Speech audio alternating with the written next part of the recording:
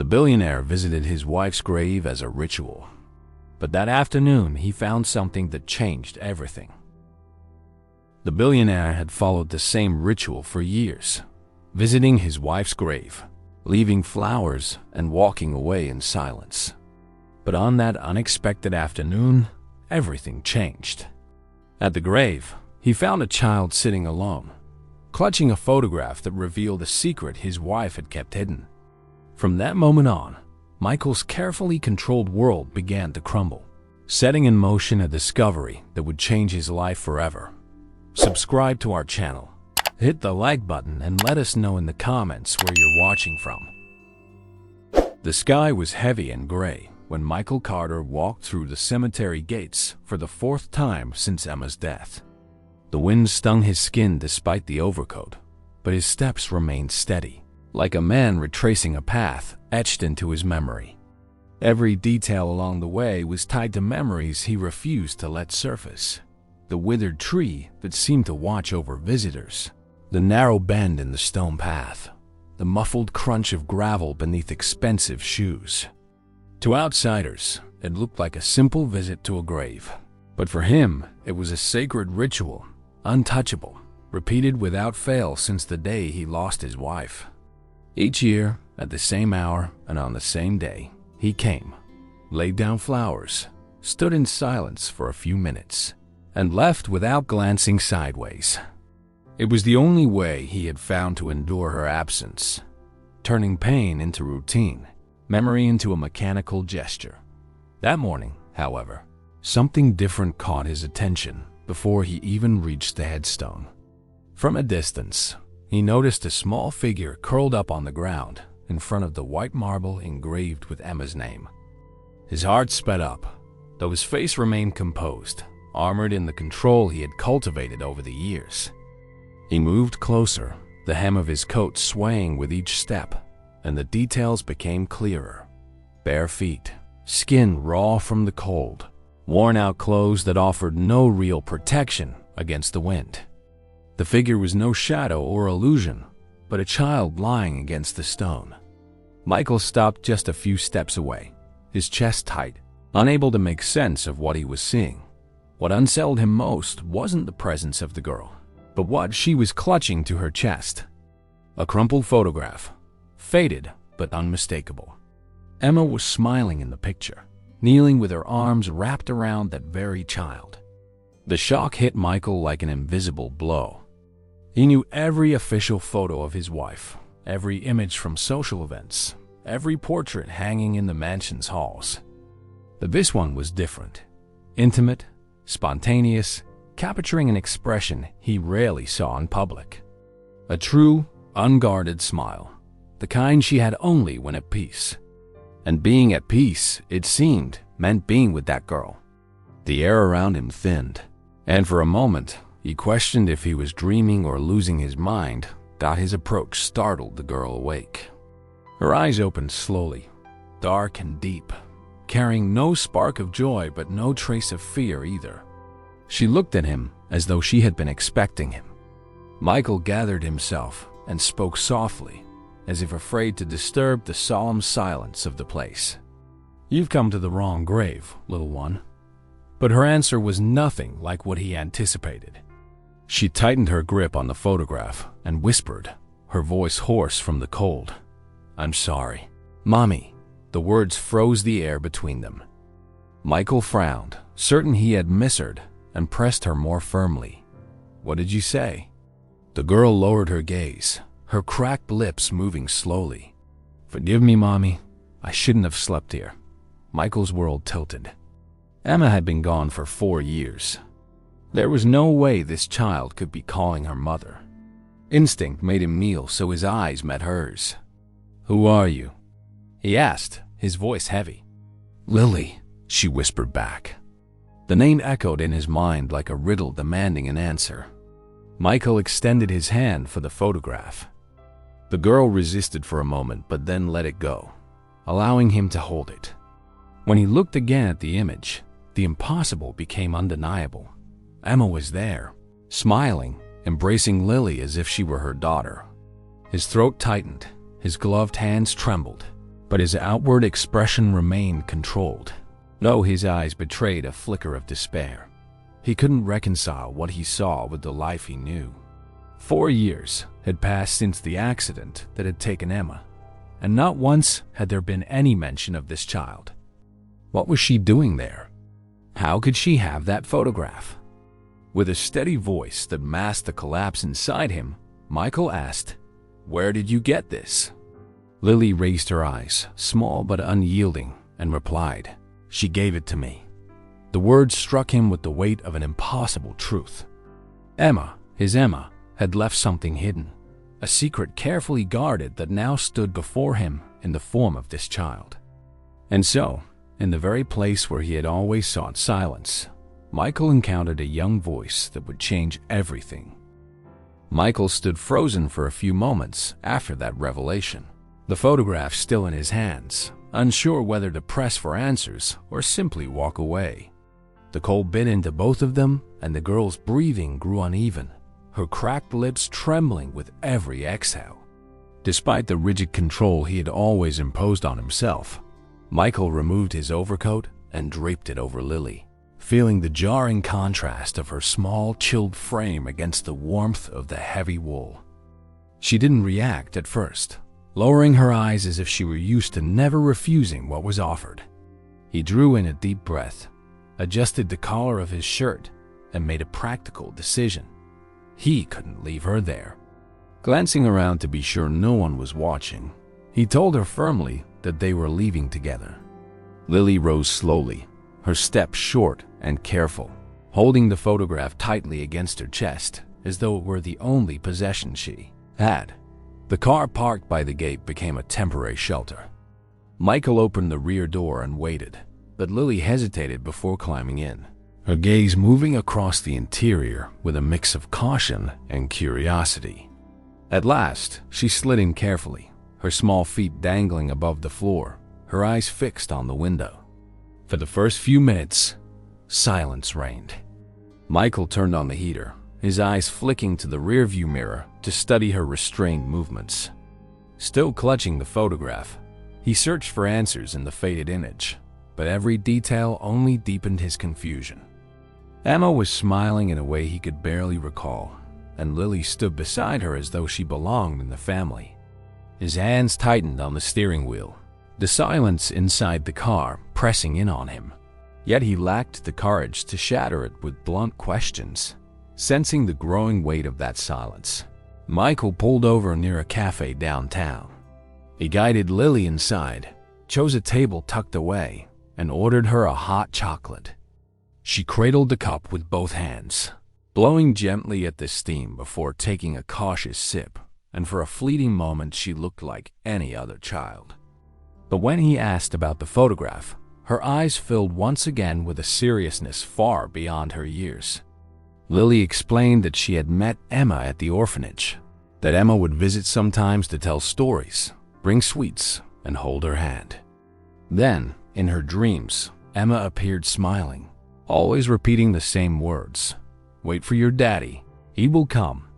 Michael leaned back in his chair, his breathing heavy. It wasn't just a photograph, nor just casual visits. There was something far larger behind all of this. Her account continued with details that unsettled him even more. Lily described Emma's voice, the way she tucked her hair behind her ear when reading aloud, even the scent of her perfume lingering in the air. Michael knew each of those gestures intimately, details that never appeared in public photos or social appearances. It was like hearing his own memories echoed from a child's mouth. "She said I wasn't alone," Lily added softly, her gaze fixed on the table. Michael's throat tightened as if he had swallowed stones.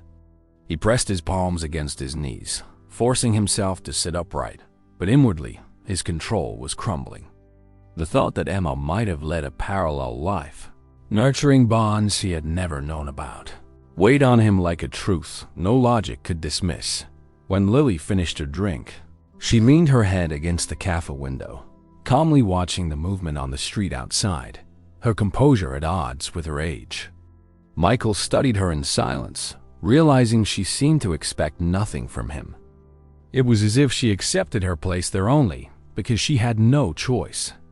He wondered if Emma had truly intended to leave this child in his care, or if it was all just a cruel coincidence.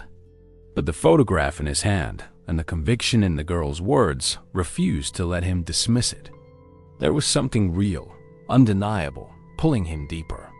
He paid the bill, adjusted the coat around her shoulders once more, and guided her back to the car, with no clear idea of what his next step should be. Back behind the wheel, Michael drove slowly through the city streets, his gaze shifting between the traffic and Lily's reflection in the rearview mirror. Now warm, she drifted off briefly, still clutching the photograph as though afraid it might vanish in her sleep. Michael kept his focus sharp, no music, no distractions, only the low hum of the engine filling the space. At every red light, her words about Emma echoed in his mind. The stories, the dreams, the promises. He thought of how a woman who had lived by his side for so many years could have hidden so much in silence. Eventually, the road brought him to the gates of St. Mary's Orphanage, an old building he had never noticed before, even though it stood not far from familiar places. He parked, drew in a deep breath, and when he looked at Lily, he saw she was already waiting for the choice he had to make. Without a word spoken, both knew the investigation was only beginning. The iron gate creaked as Michael pushed it open, stepping onto the grounds of St. Mary's Orphanage. The peeling paint betrayed years of neglect and scarce resources, while the tall windows were fogged and the curtains hung faded. Lily walked beside him, her step short, the oversized coat dragging along the ground, yet her gaze was calm, as if this place was already familiar. Michael held himself tall, his face stern, but inside the contrast between his life of luxury and this modest environment gnawed at him. He had never imagined Emma had any connection to a place like this, and every detail he noticed felt like a direct blow to his ignorance. A weary-looking nun appeared in the doorway, adjusting the edge of her white veil, and when she saw Lily, her face broke into a relieved smile. She hurried forward, embracing the girl tightly. "Thank God, Lily," she whispered, as if she had feared never seeing her again. Michael stood motionless, watching, until the nun lifted her eyes to him. "You must be Mr. Carter," she said quietly, almost resigned. He gave a brief nod, offering no correction and no introduction. The woman introduced herself as Sister Margaret and asked him to follow her. They entered a narrow corridor dimly lit by weak bulbs, the walls lined with murals painted by the children. Lily moved with ease, recognizing each door along the way, while Michael studied her with growing unease.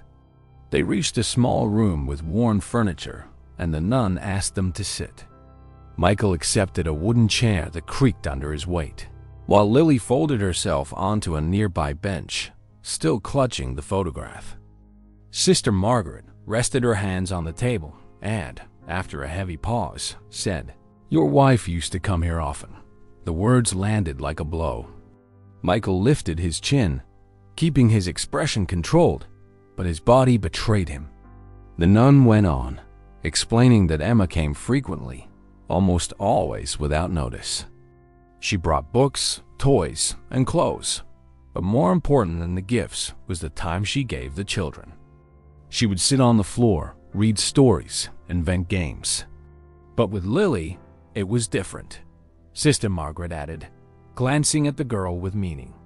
Michael's eyes shifted toward Lily, who sat quietly as if she already knew what was about to be revealed.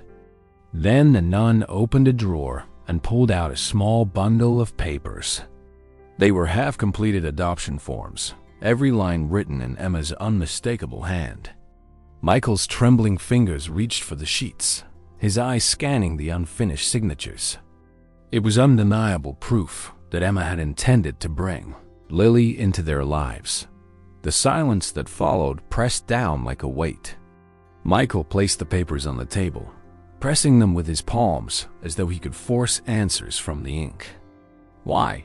Why did she never tell me? he murmured, more to himself than to anyone else. Sister Margaret drew in a deep breath, lowering her gaze. Maybe she tried. Maybe you weren't ready to listen. The words struck like lead. Memories flooded him nights when Emma had tried to start conversations and he had brushed them aside. Trips where he was too consumed with business to notice. Silences he had dismissed as ordinary, but that now echoed like cries he had ignored. Lily remained silent, her eyes fixed on the floor, her hand gripping the photograph so tightly that her knuckles turned white. Sister Margaret rose and walked to a wooden cabinet. She returned with a small cardboard box and placed it on the table in front of him. Inside were neatly folded letters, each one in Emma's handwriting. Michael unfolded one at random, reading the first line. "If I can't bring myself to tell you, maybe these words will speak for me." The impact was immediate. He knew the handwriting, the gentle way she always began her sentences, but he had never seen these letters before.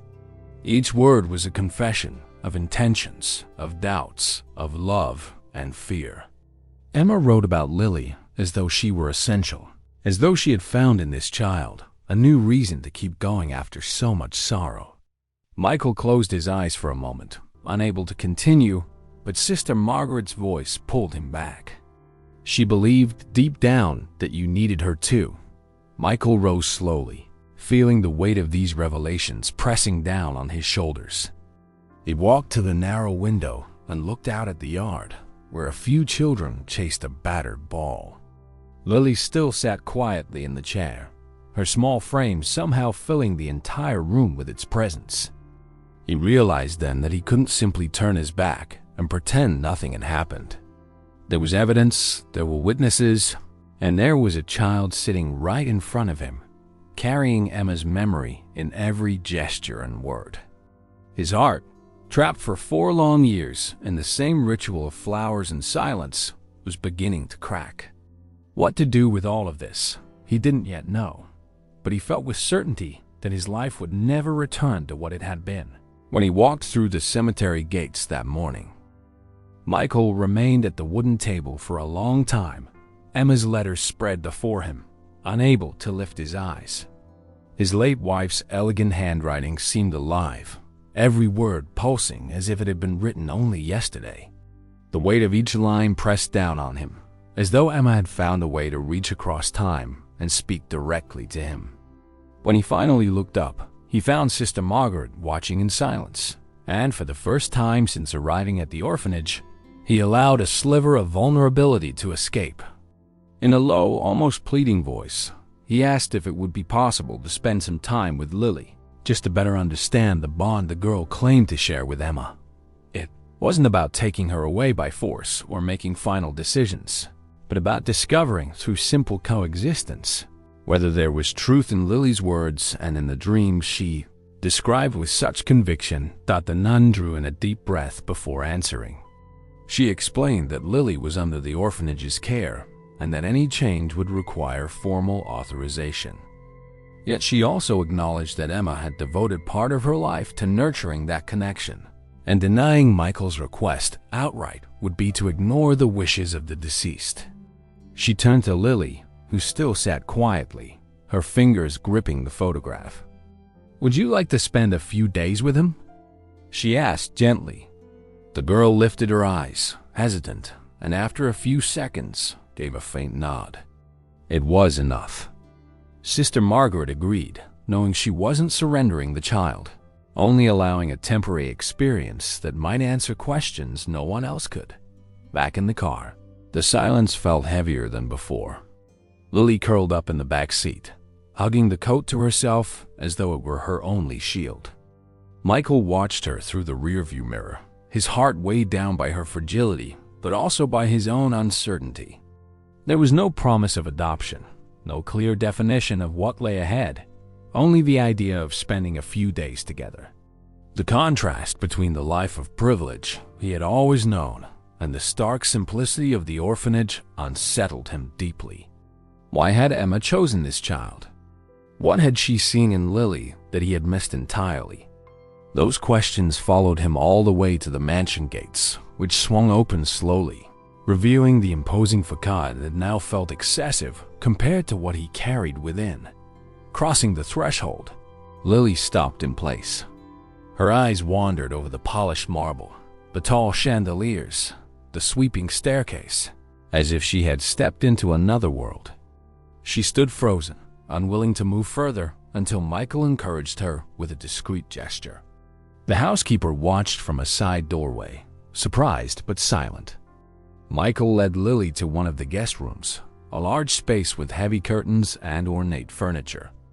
"You can stay here while you're in my home," he said, striving to keep his tone neutral. Lily approached the enormous bed but didn't lie down. She sat on the edge, hands folded in her lap, her gaze lowered, as though she already knew the room wasn't truly hers. Michael lingered at the doorway for a moment before leaving, the uncomfortable awareness settling in that he was about to face something for which he was wholly unprepared. The first hours were awkward for them both.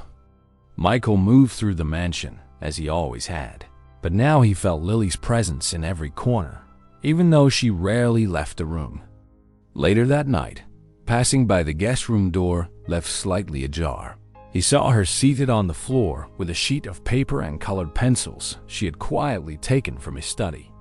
She was drawing simple figures, a woman with long hair and a small girl. Michael stood in silence, unable to step inside, his throat dry as he returned to the hallway, carrying that image like a fresh wound. Emma had left behind an invisible bond, and now it had taken shape in the innocent lines of a child's drawing dot in the early hours. Unable to sleep, Michael returned to his study and reopened the small box Sister Margaret had given him. Among the papers, he found an undated letter, hastily written and cut off mid-sentence. "I need to tell you about Lily." It began, followed by scribbled out lines, smudges, and an unfinished signature. He traced each word with his eyes, his chest tightening. Emma had tried, perhaps more than once, but she had never managed to finish. It was the effort of summoning the courage to reveal something he had not been ready to hear. Michael closed his eyes, leaned back against the chair, and understood that behind all of Emma's silences, there had also been fear. Now, that secret lay in his hands and in the presence of Lily, sleeping just a room away. 2 days had passed since Lily arrived at the mansion, and the routine had become a strange experiment for both of them. Michael watched her move through the halls with short, careful steps, always in silence, as though every corner of the house was forbidden ground. She asked for nothing, complained about nothing, simply occupied the space with the restraint of someone used to not being a burden. The housekeeper, curious and surprised, tried to draw her out, but Lily remained withdrawn, clutching Emma's photograph whenever she felt lost. Michael, for his part, tried to remain practical, reminding himself that this was only a temporary arrangement.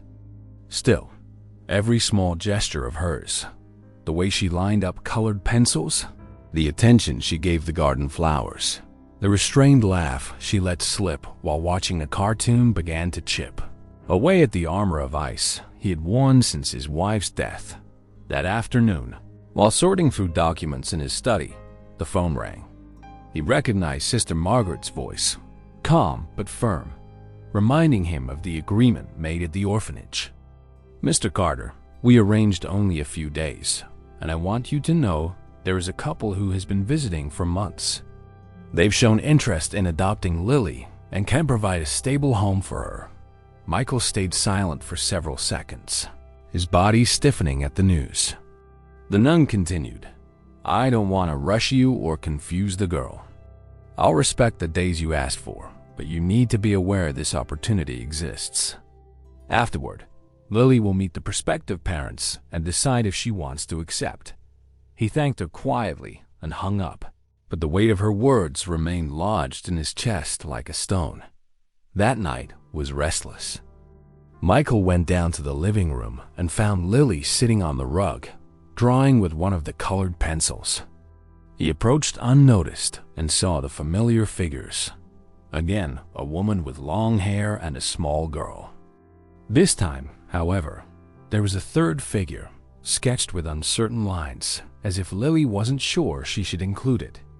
"Who's that?" he asked softly. Lily shrugged, avoiding his eyes. "I don't know if I should say." Michael crouched beside her, careful not to sound stern. "You can." After a few seconds of silence, she whispered, "It's you." His chest tightened, and for a moment, he couldn't respond. The drawing trembled in her hands, and Michael realized this was a disguised confession. Her hope that he would not let her go. Later in his study, he opened the box of papers the nun had given him. Among the drafts and half-finished notes, he found a slip Emma had begun.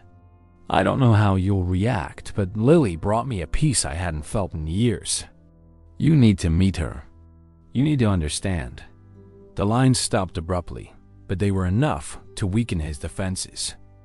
Michael rested his elbows on the desk, the note between his hands, and closed his eyes.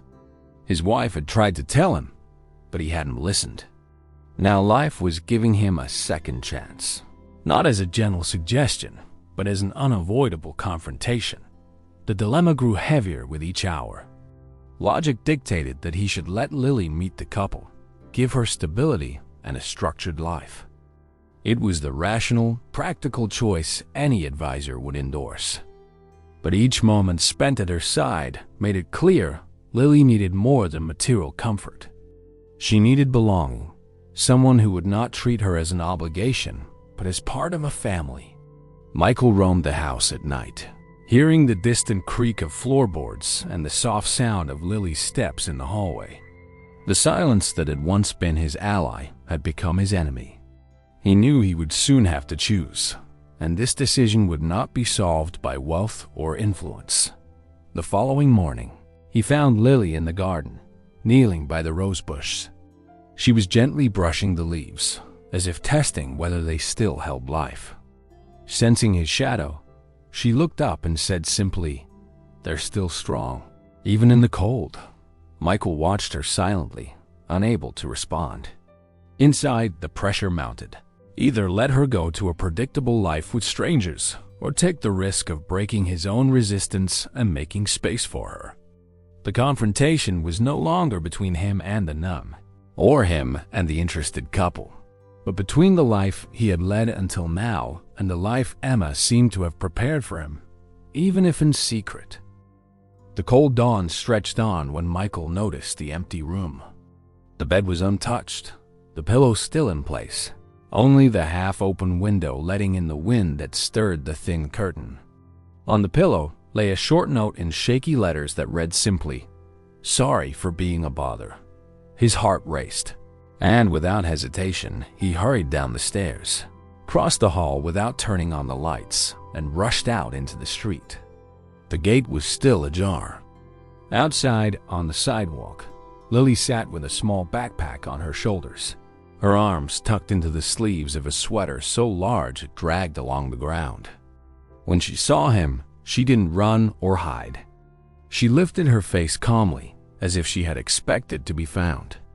Michael knelt before her, his breath uneven, and confessed he didn't know how to be a father, but he would not leave her alone. At that moment, he heard the word that changed everything. "Sorry, Dad," spoken with conviction. Without another thought, he reached out and led her back inside. Back at the mansion, the housekeeper hurried to open the door, a blanket already in her hands to wrap around Lily. Michael guided the girl into the kitchen, where bread and warm milk still waited. They sat side by side, Lily holding the cup with both hands, her gaze fixed on the rising steam. The scene was simple, yet carried an unexpected weight. The house that had echoed in silence for years now held two breaths, two sets of footsteps. Even the creak of the chair seemed different. Michael brought out the box of Emma's papers and placed it on the table, letting Lily touch it. She traced her fingers over the folded letters without opening them, recognizing the object that carried the memory of the woman who had visited the orphanage. For Michael, It felt as though he was introducing part of his wife to the daughter he had never officially known. The next morning, when Sister Margaret called to remind him of the couple interested in adopting Lily, Michael drew in a deep breath before answering. His voice came out steady, without hesitation. There was no longer room for other possibilities. He asked for the legal steps, scheduled a meeting at the notary's office, and agreed to every home visit required by social workers. The process would not be immediate. It required interviews, reports, and evaluations, but he saw no other choice. It wasn't impulse, nor an act of fleeting charity. It was the conviction that Emma had left Lily as part of her story, and to turn her away now would be to deny the only chance to complete what had been interrupted. Hanging up the phone, for the first time in 4 years, he felt that his decision wasn't born of grief, but of something that pulled him closer to it. Life. The following days reshaped the mansion's rhythm. The smell of butter melting spread through the kitchen at 7 in the morning. Small clothes hung drying on the terrace. Colored pencils lay forgotten on the sofa. Lily wandered through the rooms with cautious steps, still careful, yet no longer a guest. The dog followed her closely like a shadow, and the staff began to look at her with natural respect, as though they understood the quiet shift taking place. Michael noticed every gesture, the way she focused while drawing, the restrained laughter at a cartoon, the delicate ways she touched the garden flowers. Small details, but together they broke through the coldness that had enveloped him since Emma's death. When they finally arrived at the notary's office, there were no speeches or ceremony. The clerk read each line, explained the steps, requested reports from the orphanage and assessments of the home. Michael signed the papers firmly, fully aware this was not just a bureaucratic procedure, but a lifelong commitment. Lily remained silent, but as he set the pen down, she stepped forward and held his hand tightly. The simple gesture was more powerful than any words. On the drive home, she rested her head against the car window and let out a quiet sigh of relief. Michael didn't comment, but he knew trust was beginning to take root, not from promises but from a promise kept. That evening, dinner was improvised. Michael tried to cook pasta and ended up burning the sauce in the pan. Lily laughed when the cheese fell to the floor. It was the first free laugh she had given since entering the house. Michael watched her, his heart lighter, realizing Emma was still present, but not as painful absence. She had left him, Lily, and through her, he had been given a second chance to love, not with cold memories in the cemetery, but with life, with movement, with laughter echoing through halls once empty. The routine, once dominated by silence, now had color, scent, and sound. And at last, Michael fell asleep knowing the future was not an empty void, but a real path waiting to be walked. The end. So, what did you think of this story? Don't forget to like the video and subscribe to the channel to keep enjoying stories like this one. See you next time.